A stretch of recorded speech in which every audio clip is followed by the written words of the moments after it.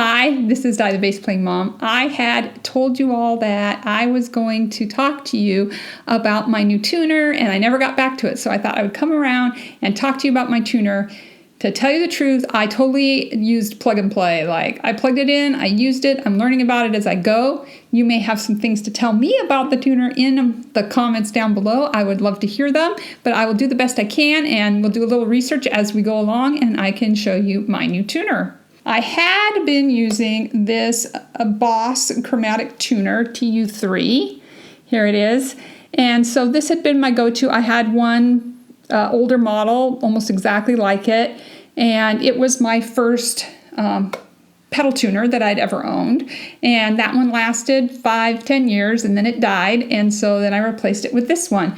This tuner had started to give me a little bit of trouble. This area right here, it's real mechanical, the way the pedal part works. It's this, on the Boss tuners, you have this screw that goes into this cutout in a gasket. You can see it here, the gasket's broken. And so it goes into this cutout gasket situation, and so sometimes it wasn't catching right anymore. So I would click down on the tuner and it wouldn't mute, which is a problem because I use my tuner as my mute as well. But that wasn't the reason that I replaced it. The reason that I decided to replace my tuner was because we were doing a song for Easter that in the key we were playing would be so much better in drop D.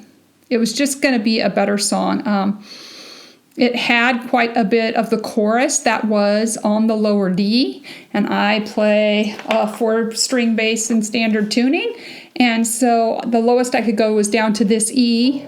You know, that was fine. It just meant that I had to ride up on this D, or this D if you play open. I had to be up on this D during the chorus, and I really wanted that full bassy sound that you get when you can use that drop D. I wanted to be able to do it so fast, and my son works at a music store, and he told me that he really liked his tuner. He has the small version of the Polytune tuner. I picked up this tuner, the Polytune 3. It's a little different than the older ones that I've been reading up on.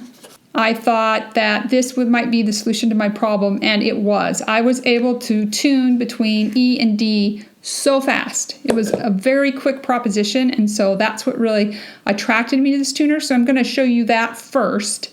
I decided to change to this bass. This is the white one, Mustang, because it's a little easier to tune up than the old one.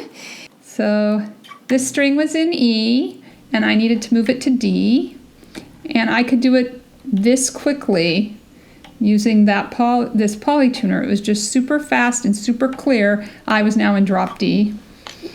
And then to move back to E, I had to do a really quick change because we played a little intro in drop D, played the tune in drop D, and then we played an outro, and then I just had a quick second to get back into E, so I was able to do this. Let's see. There's E flat, D sharp, and then boom. Right there is back E, back ready to go. And so I just loved it. I could switch it out that quickly and go. Now what I've learned after getting the tuner is that you can also set to Polytune either by pushing this button halfway down. I can tune standard. That's in standard tuning, or I can Polytune in drop D. See, drop D. Now when I Polytune, let's see what it does. Yeah. There we go, back in standard. So you can check really quickly to make sure that everything is in tune by polytuning, which is a neat feature of this tuner. Makes it sort of unique. You can have it in 3 different modes that you have to take the tuner apart and adjust on the back. You can have it in true bypass, where when you are going through the tuner, it does not touch that signal, it leaves it in its natural state. Then you can have it in buffered bypass, which when it goes through, it boosts the signal so that it can go through several pedals and several feet of chord without degradation. And then you can also set it to be always on so that you can see the readout while you are playing. So you know instantly while you're playing if it is on or not. Of course, then you lose the ability to use it as a mute, I would imagine. So that's a choice you can make if you want it always on. It has an in and an out, so you could daisy chain your 9 volts and your pedals on this and not go straight to the power supply, because you can do a 9 volt out from the tuner. It has a light sensor, so it knows how bright to make the lights on it, so you can see it in bright sun or in a dark setting. It's very, very bright, so you'll know exactly how well you're tuning up. All right, so this display button on the back, I'm going to press that. That is bass tuning to the needle, which is my preference, but you can also set it to bass tuning with the strobe, guitar tuning with the needle, or guitar tuning on the strobe. So let's get back to bass needle. Let's see what difference that made. Let's see. Oh, a little flat there. Let's see. Oh, look at that! Maybe standard tuning. E, A, D. And then we'll go way flat on that. Let's see. And there's E, A, D, G, and you can see that this one's way flat, can't you? So you can tune up all 4 strings at once. Oh, I'm a little. Let's bring that back up. And this could be. And you can see how.